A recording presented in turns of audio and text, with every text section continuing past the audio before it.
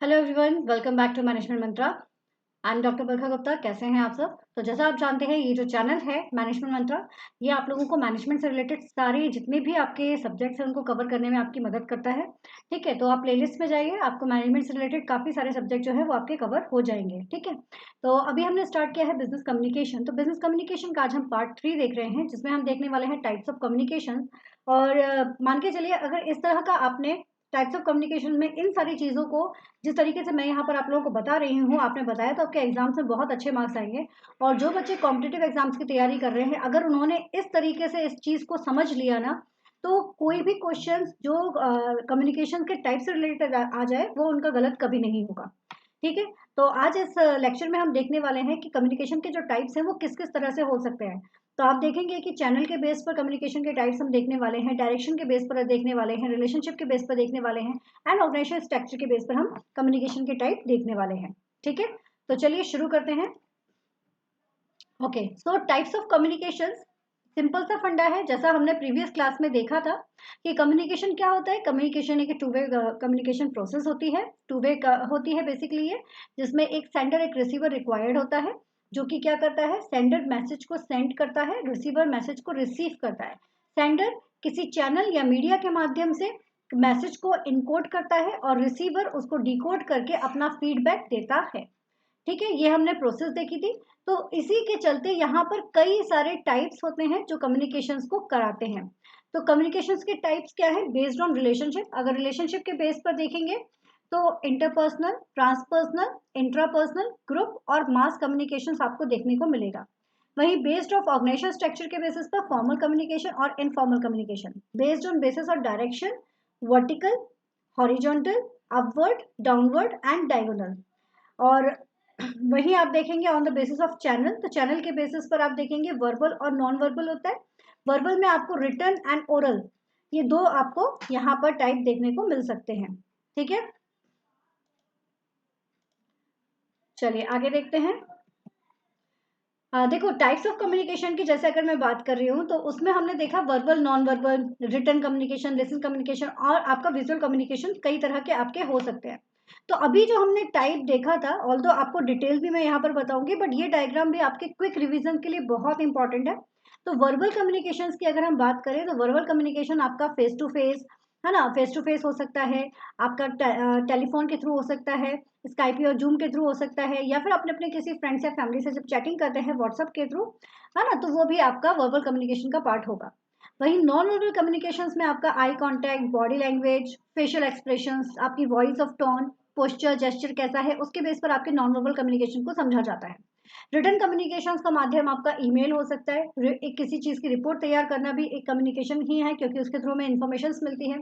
Bulletin हो गए, letters, manuals, telegrams, they all are the form of written communication. Now listening communication, अगर listening एक important part है, अगर ये पार्ट नहीं हुआ तो कम्युनिकेशन कभी भी प्रॉपर नहीं हो पाएगा। ठीक है, क्योंकि सेंडर और रिसीवर, मान लीजिए फेस टू फेस अगर बात हो रही है या किसी भी तरीके से अगर हो रही है, तो अगर इसकी लिसनिंग प्रॉपर नहीं है तो ये फीडबैक प्रॉपर नहीं दे पाएगा। तो active listening is the key of all the effective communication. Active listening बहुत ज्यादा रिक्वायर्ड है। ठीक है, अब वहीं अगर नेक्स्ट आपका विजुअल कम्युनिकेशन है, तो इमेजेस के थ्रू, ग्राफिक्स के थ्रू, वीडियो और विजुअल प्रेजेंटेशन के थ्रू भी कम्युनिकेशन किया जाता है। जैसे फॉर एग्जांपल किसी ऑर्गेनाइजेशंस को अपनी ऑर्गेनाइजेशन के बारे में इंफॉर्मेशन देनी है, तो वो पीपीटी या वीडियो प्रेजेंटेशन के थ्रू सारी इंफॉर्मेशन दे सकते हैं। कई जगह पर आपने देखा होगा कि इस तरह का एरोस के निशान बने हुए रहते हैं, या फिर कोई जैसे व्हीकल बना हुआ है ना, और व्हीकल बना हुआ है और उसके बाद इस तरह से रहता है, दैट मीन्स कि नॉन पार्किंग का ये निशान है, नॉन पार्किंग कार। तो इस तरह की कई सारी इमेजेस है जो आपको बता जाती है कि वो क्या कहना चाह रही हैं। ठीक है, तो अब मैं ये वाला जो हमारा डायग्राम है, इसको हम, ये जो हमारे टाइप्स हैं, इनको हम वन बाय वन लेते चलते हैं, स्टार्टिंग फ्रॉम हेयर, हम यहाँ से स्टार्टिंग कर रहे हैं। ठीक है, अच्छा, एक और इम्पॉर्टेंट चीज है आपकी, रिस्पॉन्स के बेसिस पर भी आप इसको बता सकते हो, क्योंकि कम्युनिकेशंस में रिस्पॉन्स भी, जैसे हमने कहा सेंडर और रिसीवर, तो दो तरह से आपका कम्युनिकेशन हो सकता है। एक है आपका वन वे कम्युनिकेशन और two way communication. One way communication में सेंडर ने इंफॉर्मेशन जो है वो रिसीवर को दे दी, लेकिन फीडबैक नहीं मिला उसको किसी भी तरीके का, यानी कि रिस्पॉन्स उसको नहीं मिलता है किसी भी तरीके का। एग्जाम्पल के लिए टीवी पर जो एडवर्टाइजमेंट आता है, वो क्या कर रहा है, बस एक इंफॉर्मेशन पास ऑन कर दिया, लेकिन जो रिसीवर उसको रिसीव कर रहा है उसका जो फीडबैक है वो नहीं मिलता है टीवी के एडवर्टाइजमेंट को। ठीक है, तो वन वे कम्युनिकेशन हो जाएगा। वो न्यूज़पेपर वन वे कम्युनिकेशन का टाइप है। वही टू वे कम्युनिकेशन की हम बात करें तो जहां पर sender share some information with the receiver, okay, sender share some information with the receiver and in return receiver respond to such information, like he is the sender and he is the receiver. He gives some information to the receiver and receiver respond them. So if he respond them, that means he give the feedback to that particular talk. तो in that case it is a two way communication. ये कैसा हो जाएगा, आपका two way communication हो जाएगा। For example, manager discuss a problem of low productivity with the team and they give the reasons for the same। ठीक है, तो यहाँ पर मैनेजर अपनी टीम के साथ में जब डिस्कशंस कर रहा है तो दोनों तरफ से कम्युनिकेशन हो रहा है, तो it is a two way communication. Clear हुआ? तो हम यहाँ पर कह सकते हैं कम्युनिकेशन जो है वो आपके रिस्पॉन्स के बेसिस पर या फीडबैक के बेसिस पर दो तरह का हो गया, one way communication, two way communication. अब बात करते हैं चैनल के बेसिस पर। तो चैनल के बेसिस पर हमने कहा कि जो कम्युनिकेशंस होते हैं वो आपके वर्बल भी हो सकते हैं और नॉन वर्बल भी हो सकते हैं। ठीक है, वर्बल और नॉन वर्बल। जो वर्बल कम्युनिकेशन होगा वो हमारा ओरल भी हो सकता है और आपका रिटर्न भी हो सकता है। ठीक है, तो यहाँ पर जब कोई चीज बोलकर या लिखकर बताई जाती है, यानी कि शब्दों में अगर बताई जा रही है, उसको वर्बल कम्युनिकेशन कहा जाता है, जिसमें आप speaking, listening, writing, reading, thinking, ये सारे टास्क जो हैं वो आप कंप्लीट करते हैं। ठीक है, इसी को हमने फर्दर ओरल और रिटन कम्युनिकेशंस में क्या किया हुआ है, डिवाइड किया हुआ है। ठीक है, तो अब ओरल कम्युनिकेशन आपका क्या होता है? ओरल कम्युनिकेशन जो स्पोकन वर्ड्स होते हैं, जैसे कि अभी मैं आप कुछ बोल रही हूँ, तो this is the oral communication, है ना, जिसमें आपका फेस टू फेस कन्वर्सेशन आ सकता है, speech, telephonic conversation, video conversation, radio television, television voice over internet. तो ये सारी चीजें जहां पर आपकी वॉइस निकल कर आ रही है, comes under the oral communication. जहां पर क्या निकल कर आ रहा है? वॉइस। ठीक है, तो जहां वॉइस है वहां आपका क्या हो जाएगा? ओरल कम्युनिकेशन हो जाएगा। ठीक है, ओरल कम्युनिकेशन में communication is influence by the pitch. बहुत फर्क पड़ता है। आप रेडियो सुनते हैं तो रेडियो पर या टेलीविजन पर जब भी आप कोई न्यूज़ देख रहे हैं, कोई शो सुन रहे हैं, तो उसमें जो पिच होता है, जो वॉल्यूम होता है, जो स्पीड होती है, क्लियरिटी ऑफ स्पीकिंग जो होती है, इसका बहुत फर्क पड़ता है चीज़ों को समझने के लिए, कि किस पर आपको ज़्यादा इन्फ्लुएंस करना है, उसके लिए टोन एकदम से चेंज हो जाती है। तो इन सब चीज़ों का बहुत फर्क पड़ता है। ठीक है, तो oral communication means spoken communication और communication through the speech. Oral communication का मतलब हो गया कि आप यहाँ पर क्या कर रहे हैं, बोलकर कम्युनिकेट कर रहे हैं या फिर स्पीच के थ्रू कम्युनिकेट कर रहे हैं। अब आती है बात रिटर्न कम्युनिकेशन की। तो return communication has a great significance in today's business world, क्योंकि इसके बिना कोई भी बिजनेस हमारा कंप्लीट नहीं हो पाता। ये एक तरह का प्रूफ भी होता है, अगर आप किसी के साथ में कोई डील कर रहे हैं तो डील के लिए ये क्या है, एक तरह का प्रूफ का काम भी करता है। तो इसलिए भी रिटर्न कम्युनिकेशन बहुत ज़्यादा इंपॉर्टेंट है। ठीक है, तो it is the innovative activity of the mind. तो effective written communication is essential for preparing the worthy promotional material for the business development.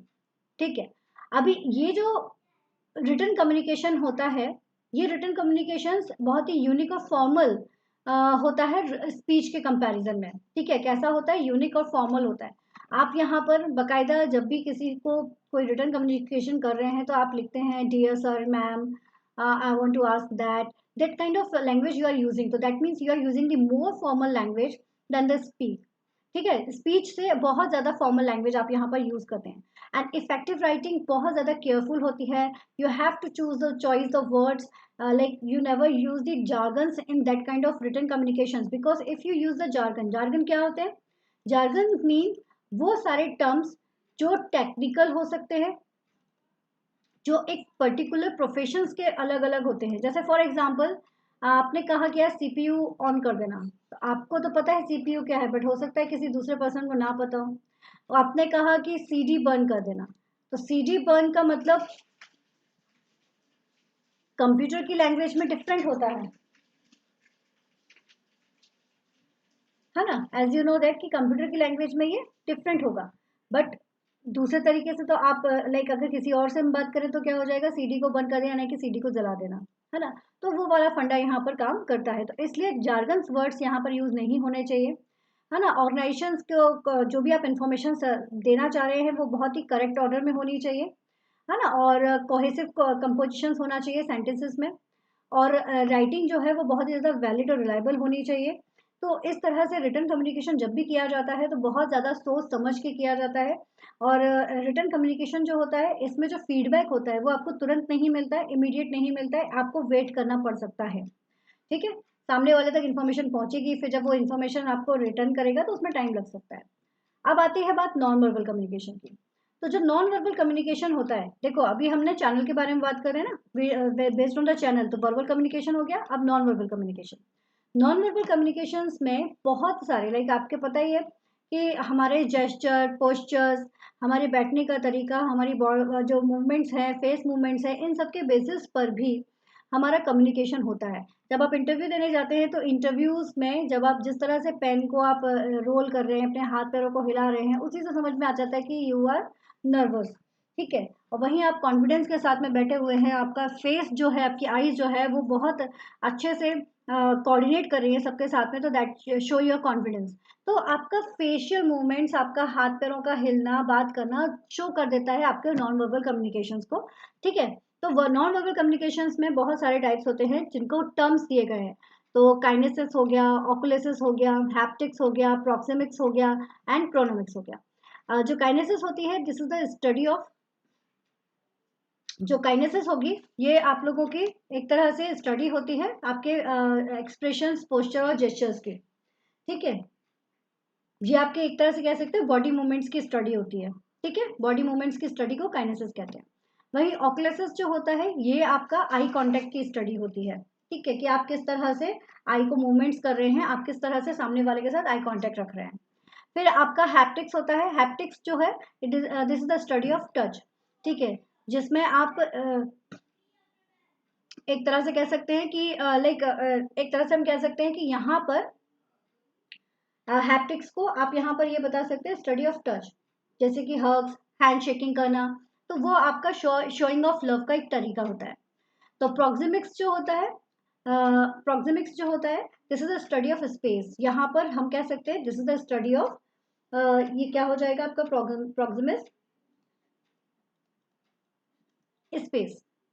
ठीक है, तो दो पर्सन्स के बीच में स्पेस देखकर आप समझ सकते हैं कि वहां पर आपका किस तरह का उनका रिलेशन हो सकता है। जैसे कि दो बहुत क्लोज फ्रेंड्स हैं तो वो इस तरह से खड़े हो सकते हैं, लेकिन मान लीजिए कंधे पर हाथ रख के खड़े हो सकते हैं। लेकिन मान लीजिए कि प्रोफेशनल्स हैं खाली, तो उनके बीच में एक प्रॉपर डिस्टेंस आपको देखने को मिलेगा ही मिलेगा। इसके अलावा अगर मैं बात करूं तो बहुत सारी जगह, जैसे हमारे यहाँ पर अगर मीटिंग्स में देखा जाए तो बहुत ज्यादा गैप नहीं रहता चेयर्स के बीच में, मान लीजिए इतना रहता है। लेकिन किसी किसी जगह पर आप देखेंगे कि वहां पर पर्टिकुलरली मेंशन रहता है कि पर्टिकुलर दो लोगों के बीच में मीटिंग्स में एक पर्टिकुलर गैप जो है वो मेंटेन रखना जरूरी है। तो दिस इज द प्रोक्सिमिक्स। फिर आता है आपका क्रोनेमिक्स। जो क्रोनेमिक्स होता है, this is the study of time. Time की ये आपकी स्टडी होती है, the study of use of time. जैसे जैसे कि फॉर एग्जाम्पल ये भी नॉन वर्बल कम्युनिकेशन का ही एक टाइप होता है। ठीक है, आप ऑब्जर्व करते हैं, जैसे फॉर एग्जाम्पल के लिए मैनेजर खड़ा हुआ है, यहाँ से 8 बजे आपको एंटर करना था, लेकिन 8:10 पर एक एम्प्लॉय एंटर करता है। तो उस समय पर जो टाइम उसने क्या किया, लेट आया है, वो लेट आने की वजह से यहाँ पर इसका अगर आप फेस देखोगे मैनेजर का तो वो कुछ अलग ही शो हो रहा होगा। ठीक है, कुछ इस टाइप का गुस्से वाला। सो दैट शो की क्रोनोमिक्स जो है वहां पर कि ये लेट हुआ है, तो वो देख कर ही, समय को देख कर ही इसको अपने आप इसका जो फेशियल एक्सप्रेशन है वो चेंज हो जाएगा।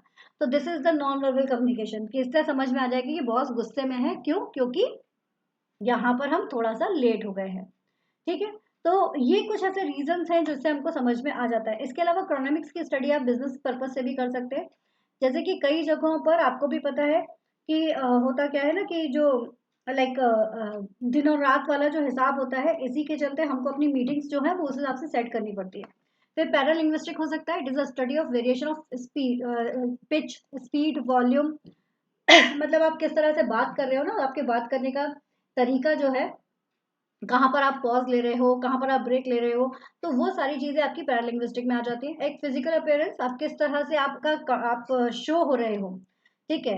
आप अगर नीटली कॉम्ड हेयर हैं आपके, आपने आयरन क्लोथ पहने हुए हैं, अच्छी सी स्माइल लेकर आप सबके साथ में जाते हैं, तो इट्स लुक गुड और आप लोग आपसे बात करना पसंद करेंगे। वहीं आपके बिखरे हुए बाल है, कपड़े गंदे से पहने हुए हैं, चेहरे पर भी पता नहीं टेंशन ही घूम रहे, तो कोई आपसे बात करना पसंद नहीं करता है।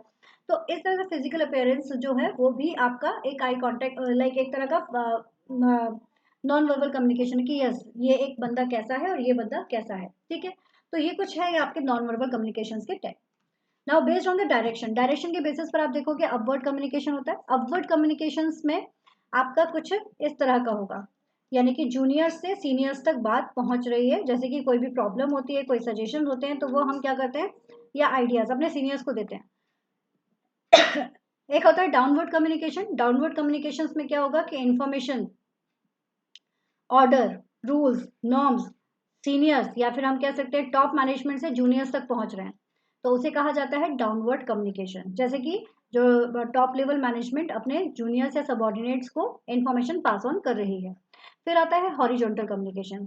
हॉरिजॉन्टल कम्युनिकेशन जो होता है, मान लीजिए दो डिपार्टमेंट्स है, एचआर और मार्केटिंग, तो सेम डिपार्टमेंट्स के बीच में जो कम्युनिकेशन हो रहा है it comes under the horizontal communication, ठीक है। जैसे कि sales manager provide the sales revenue sheet to the finance manager, तो मैनेजर ही पोजीशन पर हैं दोनों, तो ये हो गया horizontal communication.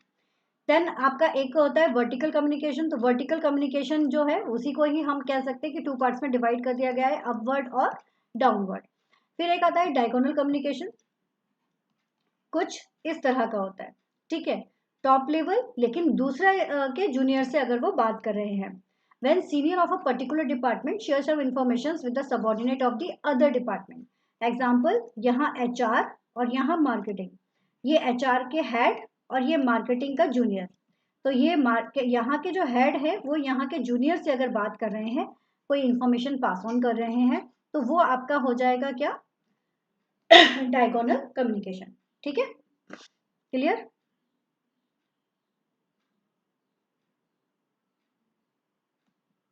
Now based on organisation structure, organisation structures के बेस पर आपके फॉर्मल और इनफॉर्मल दो तरह के कम्युनिकेशन हो सकते हैं। फॉर्मल डायग्राम से आपको समझ में आ रहा होगा, फॉर्मल्स बिल्कुल ऑफिशियल मीट वाला टॉक आपका रहेगा, बहुत ही नाप तोल कर बोलना है, कुछ भी उल्टा सीधा नहीं बोलना है, थोड़ा सोच समझ के आप सारी चीज़ों को डिस्कस करते हैं।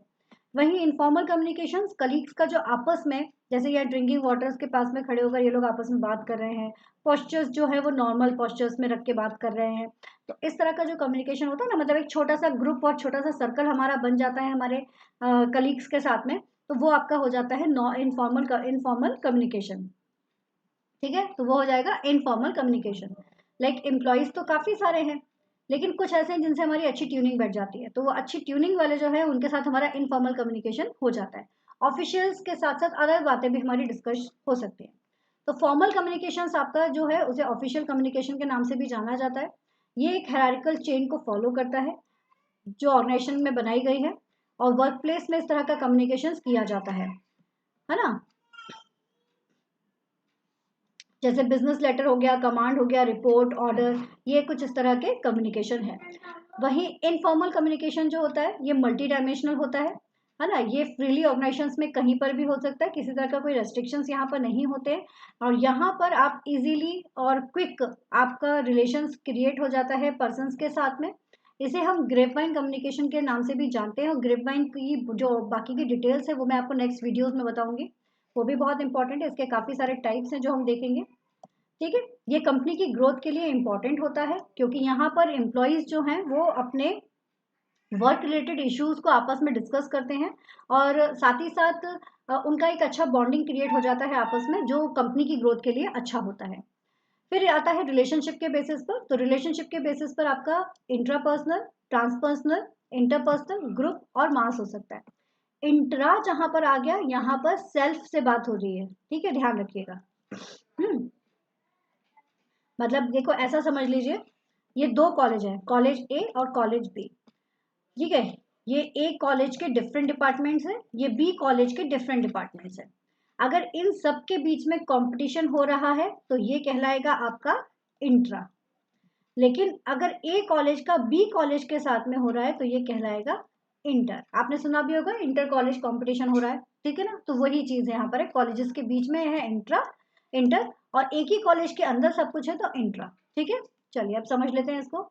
तो इंट्रापर्सनल कम्युनिकेशन, जैसा मैंने अभी बताया कि विद इन द, मतलब एक तरह से यहाँ पर कम्युनिकेशन वो खुद से बातें कर रहा है उसको भी कहेंगे, लेकिन अगर हम बात करें ऑर्गेनाइजेशन परस्पेक्टिव से, ठीक है, या फिर ग्रुप परस्पेक्टिव से, तो वो अगर अपने ग्रुप में बातें कर रहा है तो वो इंट्रा हो गया, अगर वो किसी दूसरे से बातें कर रहा है तो वो इंटर हो जाएगा, ठीक है। तो डिपेंड करता है कि किस तरह का कम्युनिकेशन है, ओके।